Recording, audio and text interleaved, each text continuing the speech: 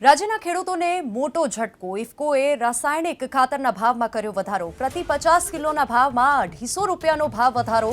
NPK 102626ના ભાવમાં ₹250નો વધારો કરવામાં આવ્યો છે તો એનપીકે 123216ના ભાવમાં ₹250નો વધારો કરવામાં આવ્યો છે પ્રતિ 50 કિલો ખાતરની થેલીના ભાવ થયા ₹1720 3 જાન્યુઆરીથી નવો ભાવ વધારો બન્યો અમલી ખેત ઉત્પાદનના ખર્ચમાં પણ વધારો થશે રવિ અને ખરીફ વાવેતરમાં રાસાયણિક ખાતરનો થાય છે ઉપયોગ રાજ્યમાં અંદાજે 7 લાખ મેટ્રિક ટન ખાતરની રહે છે ખપત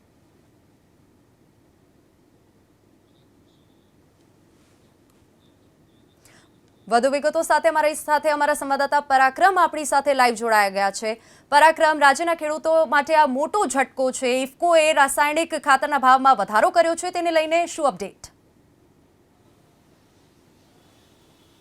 ચોક્કસ આ વધારો રેકોર્ડ બ્રેક વધારો કહી શકાય અને ખેડૂતો માટે ખૂબ માઠા સમાચાર એટલા માટે કહી શકાય એક તરફ અલગ અલગ જણસના ખેડૂતોને પૂરતા ભાવ મળતા નથી ખૂબ ઓછા ભાવ મળે છે અલગ અલગ ગામના સૌરાષ્ટ્રના ખેડૂતો આપણી સાથે છે રાજકોટ બેડી માર્કેટિંગ યાર્ડ અમે પહોંચ્યા છીએ તમે શું કહેશો એક સાથે ₹250નો વધારો કર્યો છે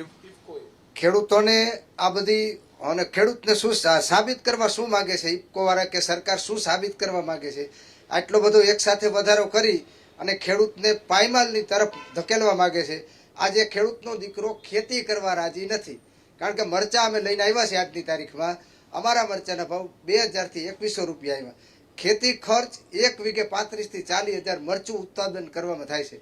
દર વર્ષની ઘોડે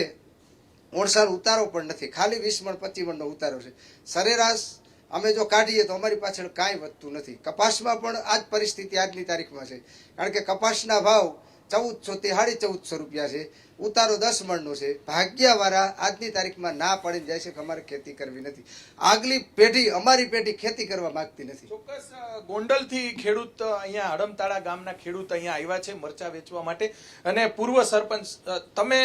સરપંચ પણ રહી ચૂક્યા છે ખેડૂતોની શું સ્થિતિ થાય ₹250નો ભાવ વધારો એક સાથે ઇફકોએ આપ્યો છે ખેડૂતને 1470 રૂપિયા ભાવ તો હતો કમરતોડ ખેડૂતને કમર તોડી નાખી એટલો ભાવ તો હતો હવે એમાં એક સાથે ₹250 પાછા નાખે તો એક તો મરચાના ભાવ અત્યારે 25-30-40 હજાર રૂપિયાનો વીઘે ખર્ચો કરે મરચામાં અને 2000 થી 2100 રૂપિયા મરચાની કિંમત છે હવે 50% તો ઉત્પાદન થઈ ઉત્પાદન પડતર વધશે હા 50% તો અત્યારે ઉત્પાદન થયું છે આ વર્ષમાં ખેડૂતને અત્યારે ખાતરના ભાવ વધ્યા દરેક જણસ મગફળી કપાસ કે એમાં ખાતર રાસાયણિક ખાતરની જરૂર પડે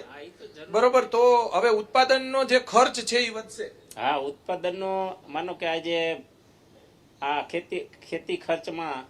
એનપીકે ડીએપી નાખે એટલે ₹250નો સીધો જ માર છે ને ખેડૂતને બરોબર તમે શું કહેવા માંગશો તમે એક યુવાન ખેડૂત છો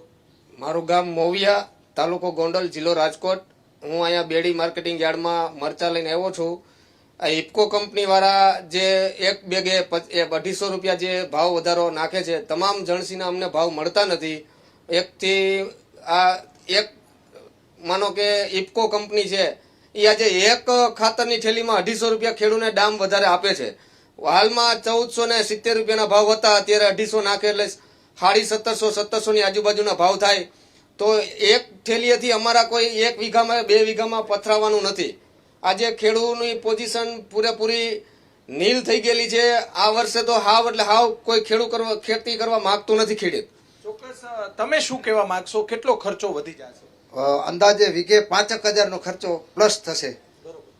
કારણ કે દરેકની અંદર અમારે જે વીઘાના હિસાબે ખાતરનું અમે ઉત્પાદન એક વીઘે તમે મરચા કે ડુંગળી કે મગફળી કે આપણે જે સૌરાષ્ટ્રમાં પાકો વાવે કપાસ આમાં એક વીઘે કેટલો ખર્ચ વધે એક વીઘે યુરિયાની એક થેલી જોઈ એ પછી ડીએપી અમે 3 વખત નાખી એટલે એ 3 થેલીનો વીઘે 4 થેલી જેવો ખર્ચ આવે અને આ વધારો કરતા 1,000 તો સીધો ખર્ચ વધી ગયો તદુપરાંત આવા ખાતરના ભાવ વધારવાથી ખેડૂતનો દીકરો આજે પાયમાલ થઈ ગયો છે અને ખેડૂતના દીકરાનો એટલે વેચવા માંડ્યા છે બધા આ રાજકોટની આજુબાજુ 35 કિલોમીટરના ગામડા છે અહીંયા જમીનો વેચવા માંડ્યા છે અને વેપારીઓ કે અન્ય લોકો જમીન લે છે? હવે અન્ય લોકો જમીન લેશે તો એ એનું ઉત્પાદન લઈને આ ખેડૂતો ઉત્પાદન લે છે, આ દુનિયાને નભાડે છે. આજ મારો છોકરો ખેતી કરવા મજૂરી કરવા માંગે છે, ખેતી નથી કરતો, કારણ કે અમારે ખેતીની અંદર એક પણ પૈસો વધતો નથી. કરજદાર થઈ ગયો ખેડૂત. આજ મંડળીઓ ઉપાડીને ખેતી કરે છે, છતાંય મંડળીમાંથી ભલે વ્યાજ મુક્ત નથી થતો, તો ખેડૂત જાહે ક્યાં? અને આ દુનિયા નાપશે કેવી રીતે ખેડૂત વગર? આ કોઈ ફેક્ટરીમાં અનાજ નહીં પેદા થાય, મરચા પેદા નહીં થાય. સરકારને આ અમારી વાત પહોંચાડો સરકાર સુધી કે ખેતીની અંદર સરકાર જોતી જઈશે. તમે બોલો. સરકાર કદાચ જોતી હોય તો હું સરકારને વિનંતી કરું છું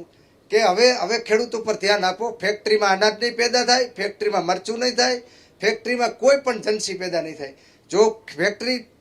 જ કર્યા રાખશે તો ખેતી કોણ કરશે? આજ ખેડૂતનો દીકરો ગામડા એટલે ખાલી થઈ જાય છે આવા બધા કારણોના કારણે. કારણોથી ગામથી માણસ સિટી તરફ વળ્યું છે. ખેડૂતનો દીકરો ખેતી નથી કરતો, દરજીનો દીકરો દરજી કામ કરે, હોનીનો દીકરો હોની કામ કરે. ખેતી એક વસ્તુ એવી છે કે હવે ખેડૂત મૂકીને ભાગ્યો છે, કારણ કે એના છોકરા વાંઢા રહીએ છે. જી હવે જી કોઈ પરાક્રમ. વસ્તુ વધતી નથી ખેડૂત વાહે. આજ અમારી દીકરીના લગ્ન કરવા હોય તો અમે બહુ પસ્તાય છીએ, કેવી રીતે કરવા. આજની તારીખમાં આ મરચા અમે વાવ્યા હોય સાહેબ, ત્યારે અમે એવું નક્કી કર્યું કે આમાંથી 2 લાખ વળતર મળશે. પરાક્રમ. 50,000 ની નુકસાની ગઈ, શું કરવું?